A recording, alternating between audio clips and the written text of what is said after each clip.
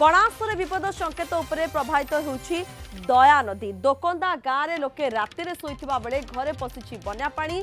60 रु अधिक परिवार पानी घेर रही। लोकंकर राशन सामग्री एवं आशापत्र पानी रे नष्ट हो जाइछि।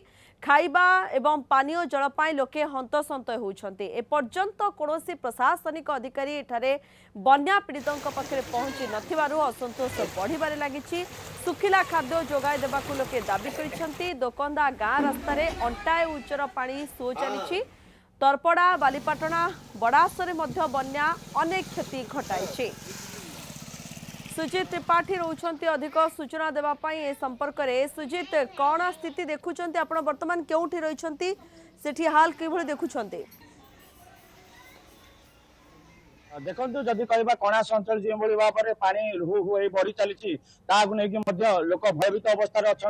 आम जदि कहवा तरपड़ा कहवा पंचायत कहवा बड़ास पंचायत तरपड़ा ग्राम अच्छी देखुए जो भाव में पानी हु हु बढ़ी चलती लोक गोटे भयर वातावरण सृष्टि होती कहीं कौटना कौटी लोक देखा जदि प्रशासन तरफ जो भाव में सकाଳେ आप देखा दोकंदा ग्राम जो भाव पानी रहा तापर परवर्ती मेरे न्यूज प्रसारण पर अधिकारी मैंने आसते परवर्ती कहवा चूड़ा एवं कहवा गुड़ बर्तमान दिज्व बोली जहाँ अधिकारी मैंने कहते आम जो अच्छा तरपड़ा ग्राम ग्रामवासी मैंने अच्छा कथा आज्ञा कौन कहे जो पानी आप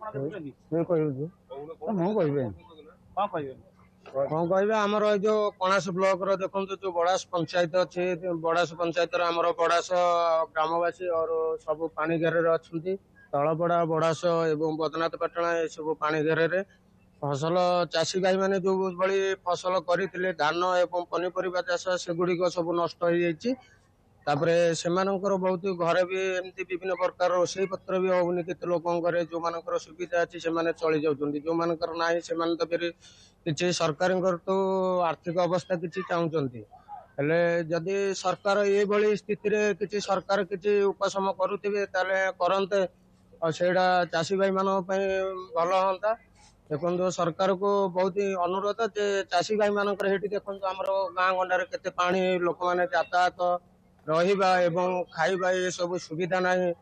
आमर ये अंचल जे कि आमर एमएलए अच्छा से निश्चय कहतु से आसिक लोक सहित देखा हूँ से सुरक्षित भाव में पचरा उचरा कर सुरक्षित जगह को जो मान असुविधा है से नवा आने सुविधा करूँ जे सब जिनस प्रति सरकार को अनुरोध करा सब जिनस प्रति ध्यान दियंतु। देखो जदि कहवा देखो ये जो तरपड़ा ग्राम बर्तमान जो देखुं दुकान देती पानी घेर अच्छी जो जदि दुकान को आप जाऊँगी कस्टमर आसती से पानी घेर भर जाते गोटे गोटे कणास अंचल जदि धान फसल कहते परिया फसल नष्ट हो जाए लोक दुकान जो कहते दी पैसा पाई था कि दुकान में बुड़िया बसला कहीं दुकान आप देखुं बुड़ी घर भीतर तो पानी पशिची दुकान बुड़ी जाइए किंतु बाध्यवश खोलवा पड़ुछि जीवन जीविका कथा ये रही। बहुत बहुत धन्यवाद सुजीत आपणकर सविशेष सूचना।